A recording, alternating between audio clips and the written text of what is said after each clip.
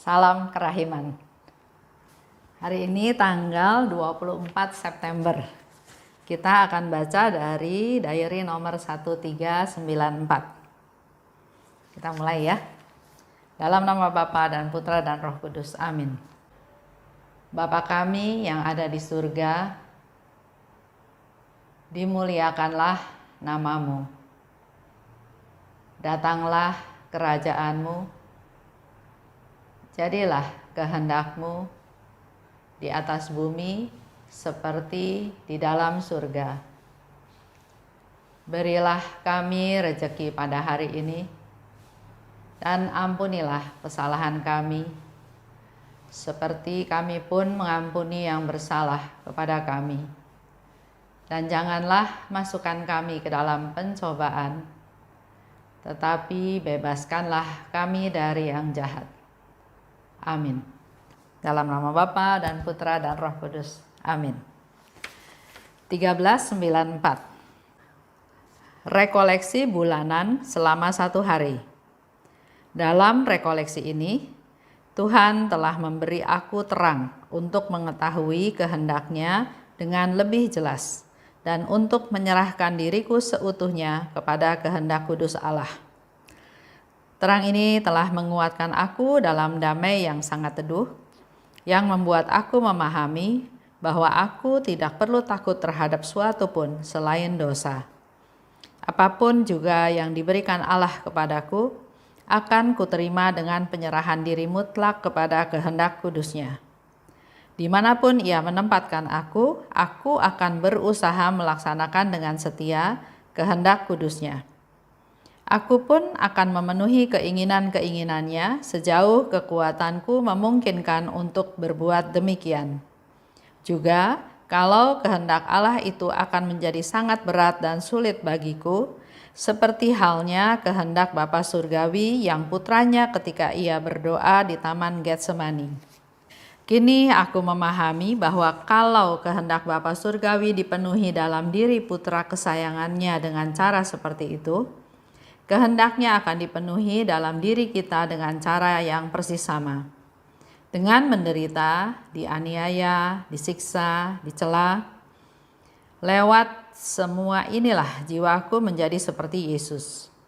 Dan semakin besar penderitaan, semakin jelas bahwa aku sedang menjadi seperti Yesus. Inilah jalan yang paling pasti. Seandainya sejumlah jalan lain lebih baik, Yesus pasti sudah menunjukkannya kepadaku. Penderitaan-penderitaan sama sekali tidak mengusik kedamaian hatiku. Di lain pihak, meskipun aku menikmati damai yang sangat teduh, damai itu tidak meringankan penderitaan yang aku alami. Meskipun wajahku sering tertunduk ke arah dan tertunduk ke bawah, dan air mataku mengalir deras, pada saat yang sama, jiwaku dipenuhi dengan damai dan kebahagiaan yang mendalam. Di sini Suster Faustina bercerita ya tentang dia mengikuti retret bulanan, rekoleksi bulanan selama 1 hari. Dalam hidup kita pun, kita perlu untuk melakukan retret atau rekoleksi bulanan ya. 1 bulan 1 kali, nggak harus ikut retret rekoleksi yang diadakan oleh panitia atau apalagi lagi zaman sekarang. Kita bisa lakukan di rumah sendirian, melakukan retret atau rekoleksi bulanan dalam 1 hari. Kalau saya biasanya setiap akhir bulan, saya menyebut sendiri itu adalah hari menerima. Saya mau belajar di hari itu menerima apa saja yang terjadi. Saya punya rencana, tapi saya sebut hari menerima, mau belajar menerima apa saja. Ide, usul, banyak hal ya, tapi saya coba menerima, hari menerima. Saat itu bisa juga menjadi saat kita menarik diri, kita hening. Atau kalau saya biasanya menjadi hari menerima itu adalah hari yang pasrah ya, dalam arti kalau ada orang usul ini atau ada kejadian ini, ada kejadian itu yang nggak berkenan, tapi Saya harus belajar menerima hari tersebut, kejadian tersebut. Lanjut ya. Dikatakan lebih lanjut, Tuhan memberi aku terang. Kalau kita menyiapkan diri, mengkhususkan waktu bersama Tuhan, hening, diam, bersama Tuhan, Tuhan pasti memberi terang. Sering kita nggak bisa mengalami Tuhan atau nggak mendengar suara Tuhan atau nggak ngerti maksudnya Tuhan, karena kita selalu aktif dengan kegiatan jasmani kita. Nah, coba sekarang Tuhan akan memberi terang kalau kitanya hening, kita diam, kita berdoa, kita berdialog dengan Dia, kita menyediakan waktu untuk Tuhan berbicara. Ketiga, dikatakan lebih lanjut di sana bahwa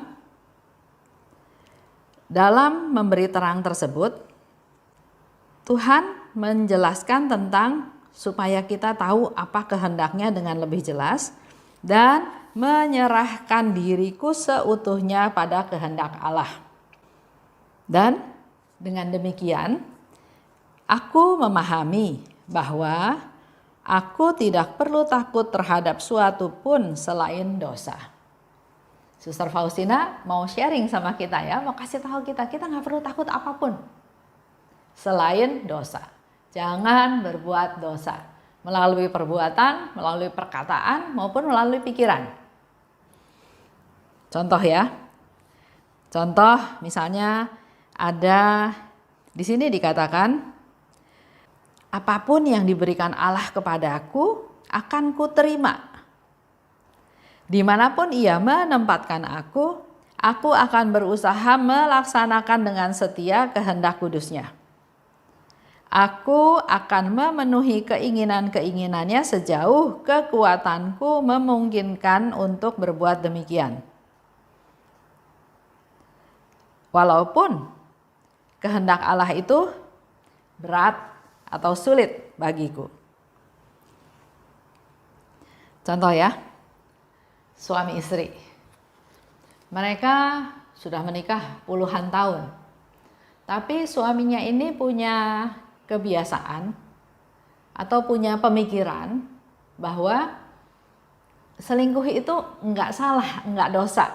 Artinya yang penting kewajiban saya di rumah saya penuhi, kebutuhan rumah saya penuhi, saya juga tetap mengasihi istri saya, tapi saya boleh jajan di luar, kasarnya gitu ya. Karena dia katakan 2 di antara 3 orang pasti seperti dia bilang gitu. Jadi apa yang dia lakukan itu menurut dia masih umum, masih wajar. Nah, sementara di kacamata istrinya, suami saya nggak setia. Suami saya enggak menghargai saya, suami saya enggak menghormati saya, suami saya mendatangkan aib, malu ya buat keluarga. Saya enggak dihargai, saya seolah-olah disingkirkan karena dia mencari yang lain. Kita juga lanjut dengan cerita yang lain, contoh dulu ya. Ada dalam hubungan keluarga. Ada antara om dan keponakan. Nggak tahu ada salah di mana, tapi keponakan ini bisa mengecewakan, menilai omnya ini jahat. Padahal omnya ini sangat baik sama dia, peduli sama dia karena memang si keponakan ini sudah tidak punya ayah ya. Jadi omnya ini sangat peduli, memperhatikan ya. Banyak hal yang dilakukan lebih banyak untuk keponakannya ya. Tapi keponakannya lihatnya dengan kacamata yang lain, bahwa dia nggak menghargai saya dan dia membuat satu ulah yang tujuannya untuk membuat si omnya malu ya. Nah, di sini juga satu proses. Bagaimana om ini yang dia menunjukkan kasihnya, kepeduliannya ternyata enggak diterima dengan baik oleh keponakannya. Malah sepertinya dibalik ceritanya ya, dibalik ceritanya. Om ini juga mengalami suatu proses yang di sini disebutkan. kehendak Allah itu mengampuni. Jadi walaupun berat dan sulit bagiku, dia tetap mau melaksanakan kehendak Allah. Dia mau melaksanakan firman Tuhan untuk mengampuni. Itu juga proses dia bertahun-tahun sampai akhirnya dia ke satu titik, saya maafkan dia, saya ampuni dia, semoga dia bisa punya pengalaman hidup yang lebih baik. Di antara teman juga ada. Begitu kompaknya teman saya di kantor, kemana-mana berdua, bahkan dalam tanda kutip mereka memberikan istilah seperti suami istri ya, karena begitu perhatiannya, begitu kompaknya, begitu sehatinya. Tapi memang tidak ada apa-apa, tapi begitu melihat, begitu akrab mereka berdua, sampai ada sebutan seperti itu, pasangan ya, pasangan abadi ya. Tapi bukan negatif ya, kompak aja. Tapi terjadi suatu hari, entah bagaimana atau apa ceritanya, si yang perempuan ini melaporkan sesuatu kepada bosnya. Sampai akhirnya si yang laki ini bukan dipecat, tapi diturunkan pangkatnya atau dikurangi pekerjaannya. Itu juga buat si karyawan laki-laki ini juga, dia juga bingung, dia juga heran kenapa bisa terjadi seperti itu. Tapi dia nggak stop di kenapanya. Dia mencoba mengolah situasi yang ada. Dia tidak terpaku di situ. Dia tetap mau terus maju. Kalau ternyata sudah selesai persahabatannya, ya sudah. Saya nggak boleh menyesal, saya nggak boleh terpaku di sana. Saya mau memaafkan dia, mau coba mengerti dia, dan hidup saya harus jalan terus. Begitu pula tadi cerita yang pertama. Si istri ini juga lama-lama dengan masukan dari teman-temannya yang lain semuanya, dia juga mengalami suatu proses. Tuhan bilang, ampuni suamimu. Nggak gampang ya, karena dia pendem sakit hatinya, kekecewaannya, kesedihannya berpuluh-puluh tahun. Tapi di masa tuanya, sekarang dia juga bilang, Tuhan, saya mau melaksanakan kehendak-Mu. Walaupun itu sulit, walaupun itu berat, tapi saya mau terus berusaha, terus mencoba untuk melaksanakan kehendak-Mu, untuk bisa mengampuni. Lanjut ya. Dikatakan lebih lanjut di sana bahwa kini aku memahami bahwa kalau kehendak Bapa Surgawi dipenuhi dalam diri putra kesayangannya dengan cara seperti itu, kehendaknya akan dipenuhi dalam diri kita dengan cara yang persis sama. Yesus datang ke dunia, menderita, disiksa, didera, bahkan sampai wafat di kayu salib.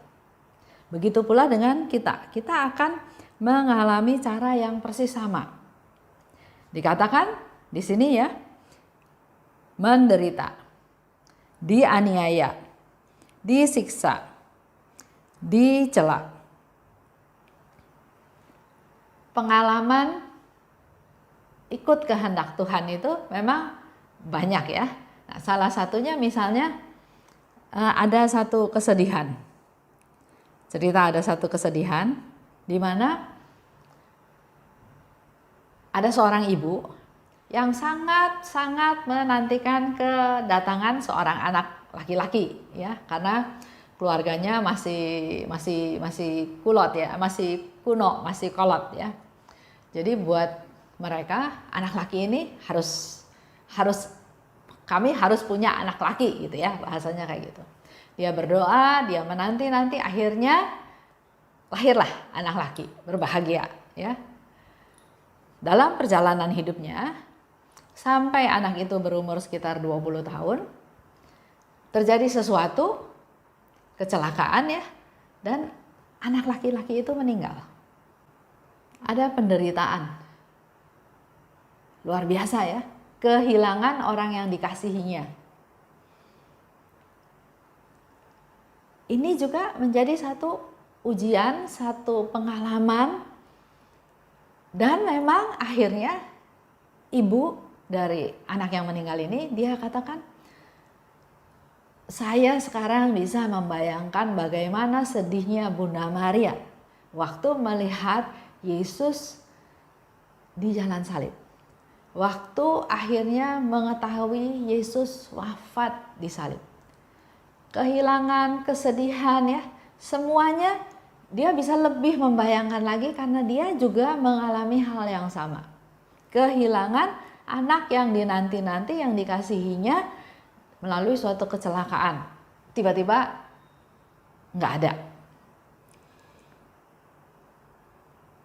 Contoh lagi yang lain. Ada satu keluarga punya anak 3. Yang besar perempuan, yang kedua dan ketiga laki-laki. Normal, semuanya lahir baik, tapi mulai umur 7, si adik laki-laki ini kalau lari-lari tiba-tiba jatuh sendiri. Lari-lari jatuh sendiri ya. Padahal anaknya sehat. Periksalah ke dokter.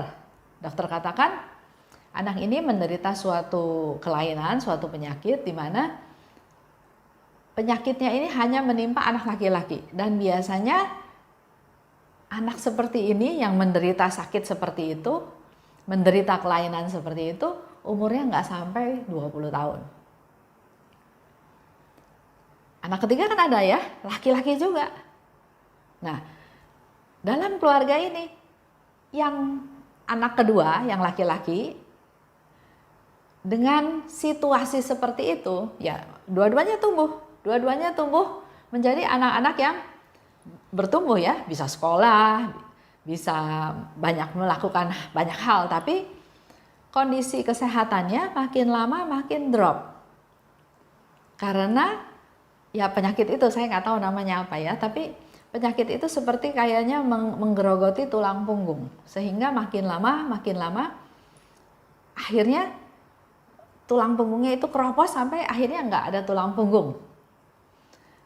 Si yang besar bisa menerima keadaan tersebut. Jadi dia jalanin hidupnya, sudah nggak bisa sekolah ya, jadi di rumah saja dia jalanin. Beda dengan adiknya. Adiknya nggak bisa terima kondisi itu. Adiknya pintar, otaknya cerdas ya. Dia bisa baca majalah, dia bisa berpikir, bisa segala macam. Cuma kondisi fisik badannya makin lama makin keropos, makin lama makin nggak berdaya. Nah, dia nggak terima, dia menyalahkan orang tuanya. Kenapa dia lahir seperti itu? Nah, penderitaan ini juga ditanggung oleh kedua orang tuanya, juga termasuk ditanggung oleh kakak perempuannya. Tapi di sini dikatakan, lewat semua inilah jiwaku menjadi seperti Yesus. Mengalami penderitaan, belajar menerima apa yang dialami. Dikatakan oleh Suster Faustina, lewat semua inilah jiwaku menjadi seperti Yesus. Semakin besar penderitaan, semakin jelas bahwa aku sedang menjadi seperti Yesus. Jadi buat Bapak Ibu semua, pasti kita nggak mau juga menderita ya. Pasti kita nggak mau menderita. Kalau bisa penderitaan itu dihindari. Tapi kalau ternyata terjadi, kita belajar dari Suster Faustina, pertama menerima penderitaan tersebut. Persembahkan penderitaan tersebut kepada Tuhan. Dan di sini dikatakan, semakin besar penderitaan, semakin jelas bahwa aku sedang menjadi seperti Yesus. Inilah jalan yang paling pasti. Seandainya sejumlah jalan lain lebih baik, Yesus pasti sudah menunjukkannya kepadaku. Kita punya iman, kalau ada jalan yang lebih baik, pasti Yesus tunjukin. Nggak mungkin nggak tunjukin. Jadi kalau sekarang Bapak Ibu kita mengalami sesuatu, masalah, penderitaan, kita imani bahwa ini yang jalan yang terbaik yang Tuhan berikan kepada kita. Penderitaan-penderitaan sama sekali tidak mengusik kedamaian hatiku. Mari belajar dari Suster Faustina supaya penderitaan oke. Dengan kita menerima, kita berusaha menjalaninya, kita berusaha mencari solusinya, menyelesaikan atau mengatasi penderitaan tersebut, tapi hati kita harus selalu ada dalam keadaan damai. Karena ada Tuhan yang membela. Seperti tadi katakan oleh Suster Faustina ya, kalau Yesus tahu ada jalan lain yang lebih baik, pasti dia kasih. Jadi yang sekarang kita alami itu adalah sudah jalan yang terbaik yang Tuhan beri. Contoh lagi, ada orang dalam suatu pernikahan mengalami masalah, sampai akhirnya ke satu titik dia berkata kepada temannya ya, si istri ini berkata kepada temannya, waduh, saya nyesel married sama suami saya ini ya. Karena kalau saya married dengan yang lain, si A, si B, pacarnya dulu, mungkin hidup saya lebih enak. Mungkin hidup saya nggak kayak gini. Mungkin hidup saya jauh lebih penuh sukacita. Nah, kalau advice saya, selalu saya bilang, pertanyaannya adalah bisa balik nggak? Nggak bisa kan? Nah, kalau nggak bisa, belajar menerima keadaan dan berserah pada Tuhan. Tuhan pasti punya kehendak, Tuhan pasti punya rencana. Apa yang harus saya lakukan? Jadilah orang-orang yang setia untuk melaksanakan kehendak Tuhan. Kalau dalam hidup suami istri, mungkin salah satu kehendak Tuhan adalah, hai istri, tunduklah pada suami. Nggak bisa Bu Esther, suaminya kurang ajar, suaminya nggak bertanggung jawab, suaminya terus ya banyak keluhannya. Tapi kembali lagi, kalau mau jadi anaknya Tuhan, melaksanakan firman Tuhan, melaksanakan kehendak Tuhan, jelas Tuhan bilang, taatlah pada suamimu. Kalau kita sudah mengambil satu kehendak Allah, kita laksanakan, nanti akan keluarlah kehendak-kehendak yang lain, dan ternyata di balik semua itu, Tuhan selalu menyediakan rahmat anugerah yang luar biasa yang nggak kita duga. Yang harus kita lakukan adalah kita jalani. Bukan dengan penyesalan, bukan dengan kemarahan, bukan dengan terpaksa, tapi berusaha untuk menjalaninya dengan kerelaan. Serahkan semuanya pada Tuhan, pasti Tuhan berikan sesuatu indah pada waktunya. Itu aja. Saya tutup ya dengan doa. Dalam nama Bapa dan Putra dan Roh Kudus, amin. Allah Bapa yang Maha Baik, terima kasih atas rahmat-Mu dan belas kasih yang Kau berikan kepada kami. Engkau selalu memberikan contoh-contoh teladan hidup melalui Suster Faustina. Kami juga mau belajar darinya ya Tuhan, untuk bisa berserah dan hidup mengandalkan Engkau. Terima kasih Bapa, dalam nama Putra-Mu kami berdoa dan bersyukur. Amin. Dalam nama Bapa dan Putra dan Roh Kudus, amin. Salam kerahiman.